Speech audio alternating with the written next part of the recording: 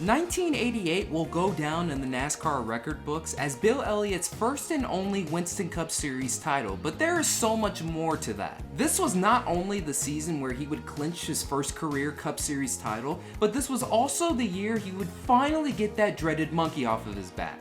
So let's get into it. In the years prior, Bill Elliott was looked at as a Winston Cup Series superstar, but never a champion. From 1983 to 1987, he would finish in the top 4 in points in each of those 5 seasons. The 2 seasons that stand out are 1985 and 1987.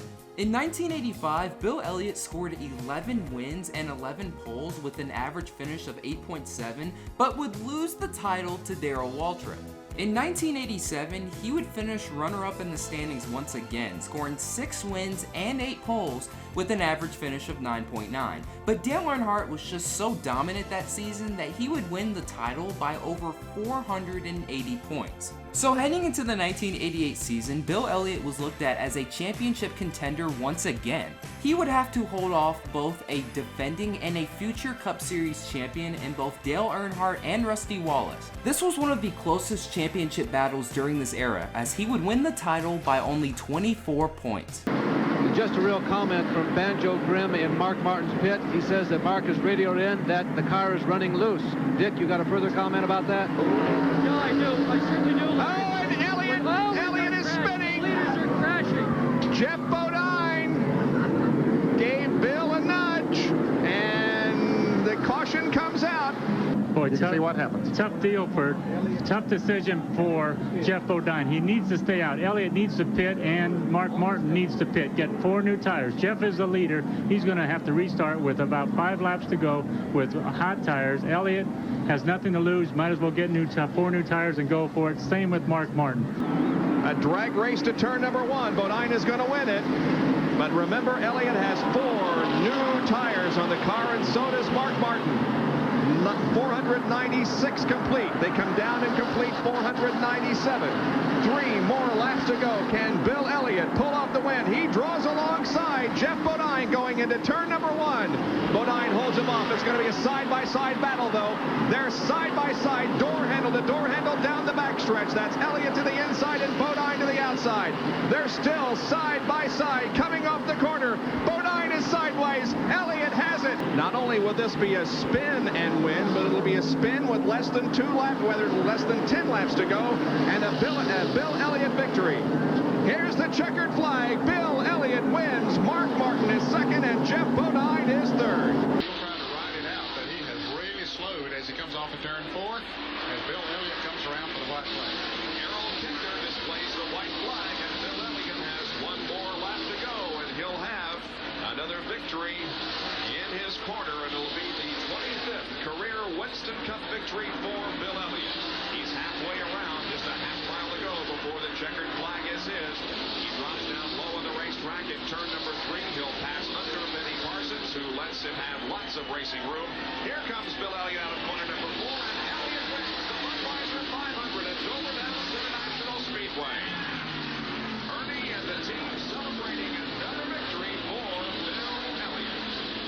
I think he's going to have to stay right there if he has a chance. White flag is out. 1 more lap, so now's the time, the last lap. If anybody's going to do anything, this is when it'll happen. The guesswork is over. Wilson moves down out of his more familiar position of directly behind Elliott, drives a little bit on the low side. Remember, too, that depending on where they place their car relative to the car in front of them, then they can actually affect the handling of that car in front of them by spoiling the way air is coming off the back of the car. But look at Earnhardt. Earnhardt closes up behind Wilson and then has to fall back as Wilson makes his move down to the inside. He is alongside Bill Elliott. Wilson alongside, pushes a nose just ahead. Will this be the first victory for Wilson?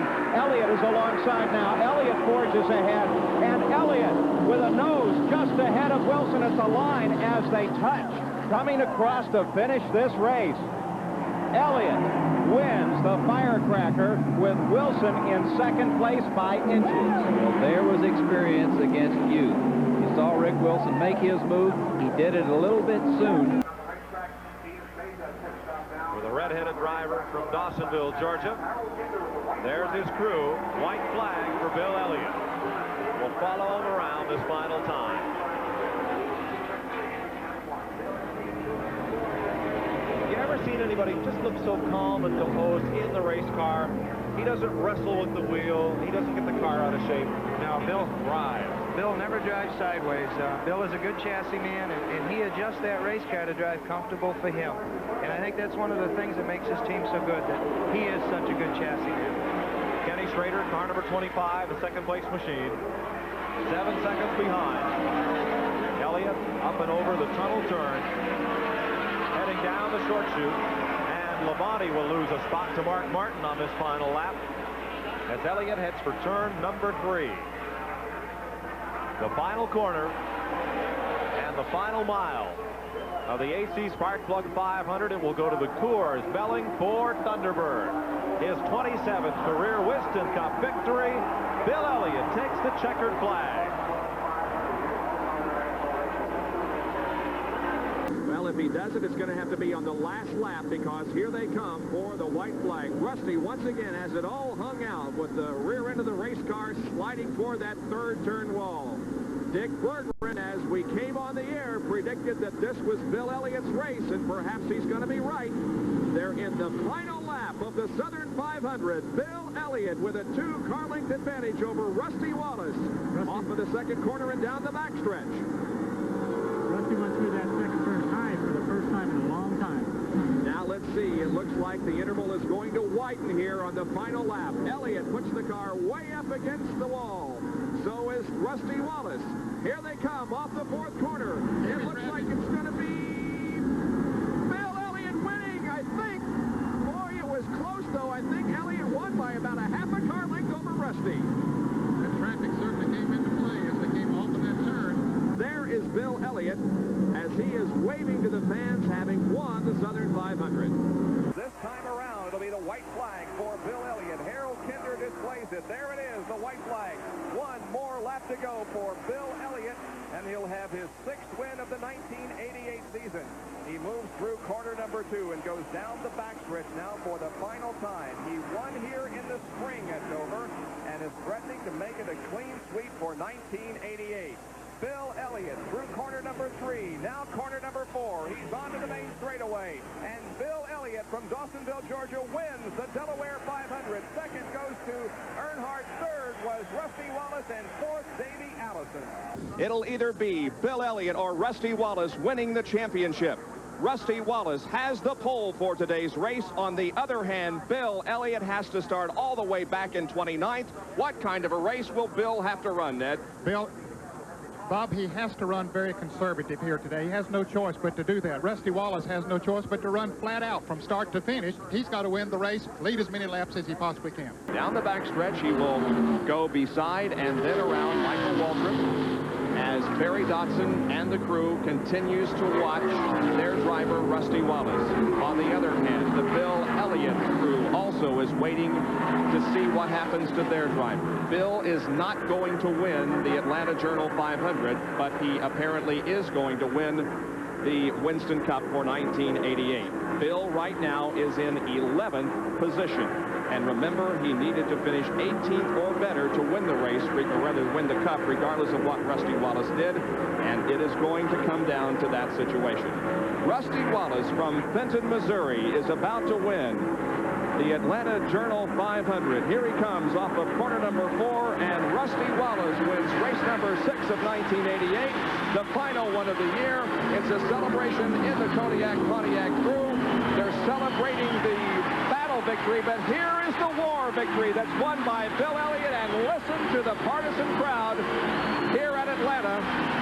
We're just down the road from Dawsonville, Georgia, Bill's hometown, and he had a tremendous turnout of people here this afternoon to cheer him on to the Winston Cup, and they did so successfully. Well, certainly congratulations are in order. Four teams has done a tremendous job this year. You see Ernie Elliott, he's the one with the glasses on there shaking hands. Very happy fella as he finally wraps up that championship that he has sought so long, worked so hard for. His 1988 championship stats are this: 6 wins, 15 top 5s, 22 top 10s, and an average finish of 6.6. As of this upload, Bill Elliott is the last driver to win both the championship and the most popular driver award in the same year. I'm quite sure eventually Chase Elliott will accomplish that. And once again, that'll do it for another video. Thank you guys so much for watching. This is Black Flags Matter. Catch you next time.